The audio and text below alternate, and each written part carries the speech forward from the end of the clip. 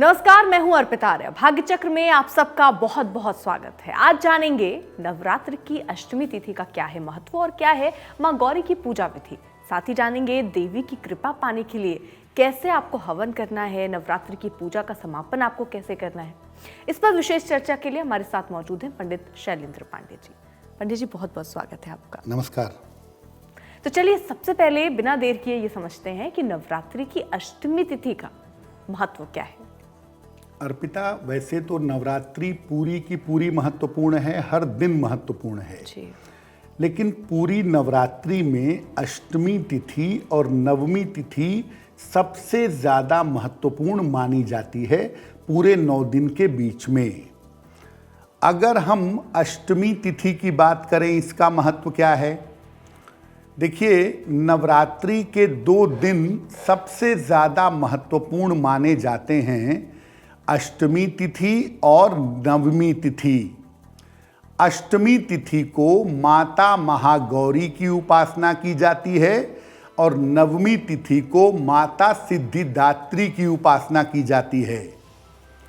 अष्टमी तिथि इतनी ज़्यादा महत्वपूर्ण है कि जो लोग पूरे 9 दिन का उपवास नहीं रखते, ऐसे लोग भी अष्टमी तिथि का विशेष उपवास रखते हैं। इसके अलावा ज़्यादातर जगहों पर अष्टमी तिथि पर कन्या पूजन का प्रावधान भी है, कन्या पूजा भी की जाती है। नवरात्रि की अष्टमी तिथि पर अगर आप उपासना करते हैं, अगर आप पूजा करते हैं, तो इससे आपको मनचाहे विवाह का वरदान मिलता है। और इस बार अष्टमी तिथि की पूजा 22 अक्टूबर को की जाएगी। अष्टमी तिथि पर मुख्यतः नव दुर्गा के 8वें स्वरूप के रूप में माता महागौरी की पूजा की जाती है, जिनकी पूजा करने से शीघ्र विवाह का और मनचाहे विवाह का वरदान प्राप्त होता है। तो माता महागौरी की पूजा करके आप नवरात्रि की अष्टमी तिथि मना सकते हैं। बिल्कुल। और अब समझते हैं कि क्या है मां गौरी की पूजा की सही विधि। अर्पिता, माता गौरी की पूजा से 2 तरह के विशिष्ट फायदे होते हैं। एक तो गौरी का स्वरूप ही वो स्वरूप है जब उन्हें शिव जी के दर्शन हुए, यानी इस स्वरूप में साधना पूर्ण हो जाती है। और दूसरा, भगवान राम की प्राप्ति के लिए माता सीता ने माता गौरी की पूजा की थी, यानी योग्य और मनचाहे वर की प्राप्ति के लिए भी माता गौरी की पूजा की जाती है। कैसे की जाएगी इनकी पूजा? पीले वस्त्र धारण करके पूजा आरंभ करिए। मां के समक्ष घी का दीपक जलाइए और उनका ध्यान कीजिए। पूजा में माता गौरी को सफेद या पीले फूल अर्पित करिएगा। इसके बाद इनके मंत्रों का जप करिएगा।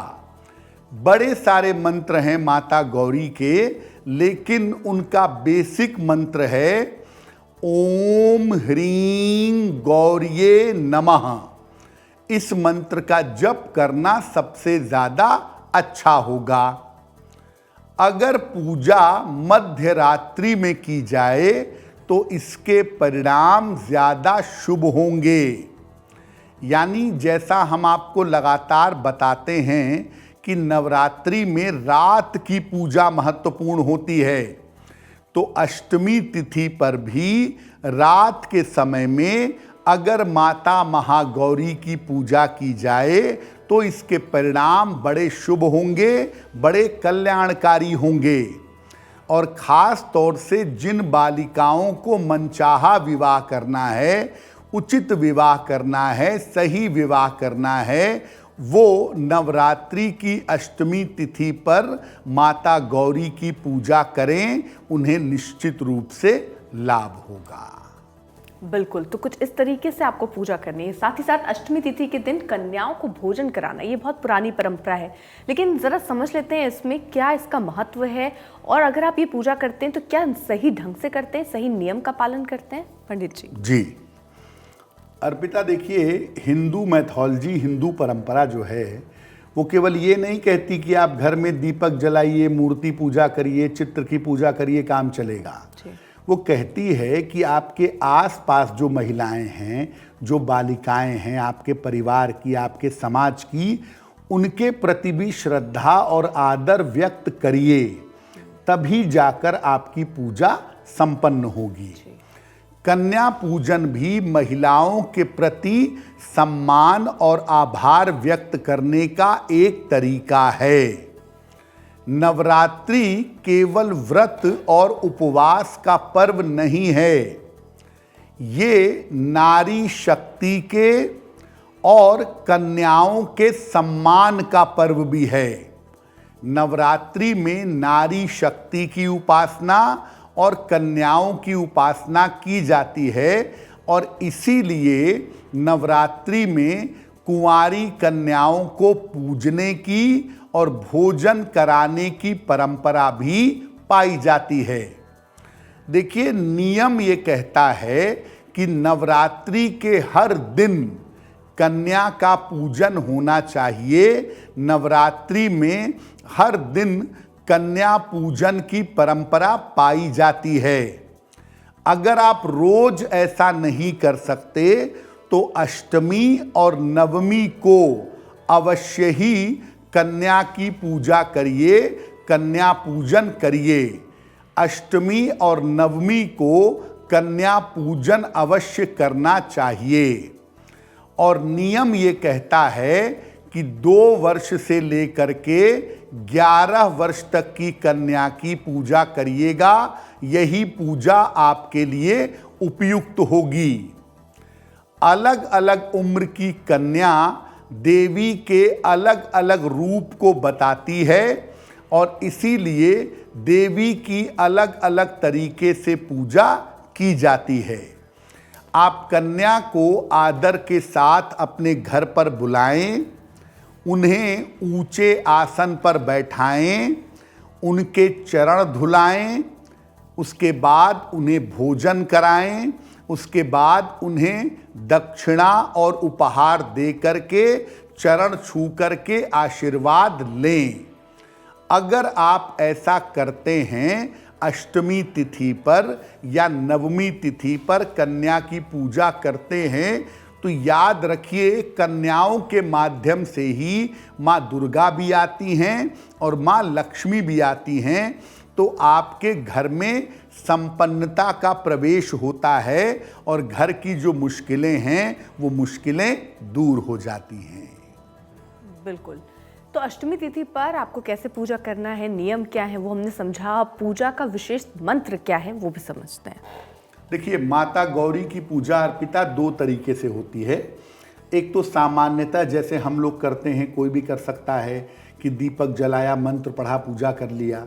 और एक वो बालिकाएं पूजा करती हैं जिनको शीघ्र विवाह करना है, तो दोनों के मंत्र अलग अलग होंगे।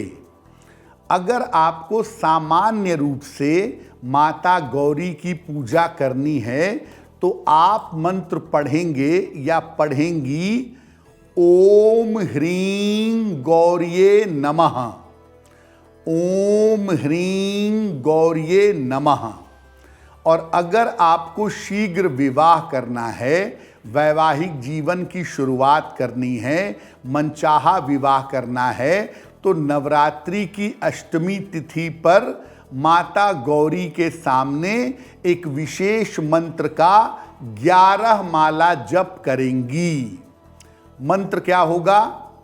मंत्र होगा, हे गौरी शंकर अर्धांगी यथा त्वाम शंकर प्रिया, हे गौरी शंकर अर्धांगी यथा त्वाम शंकर प्रिया, तथा माम कुरु कल्याणी कांत कांता सुदुर्लभाम, तथा माम कुरु कल्याणी कांत कांता सुदुर्लभाम। इस मंत्र का जप करेंगी जिन बालिकाओं को मनचाहा विवाह करना है और जिन बालिकाओं को शीघ्र विवाह करना है। इन मंत्रों को अष्टमी तिथि को मध्य रात्रि में जप करिएगा। मंत्र जप करेंगे रुद्राक्ष की माला से या लाल चंदन की माला से।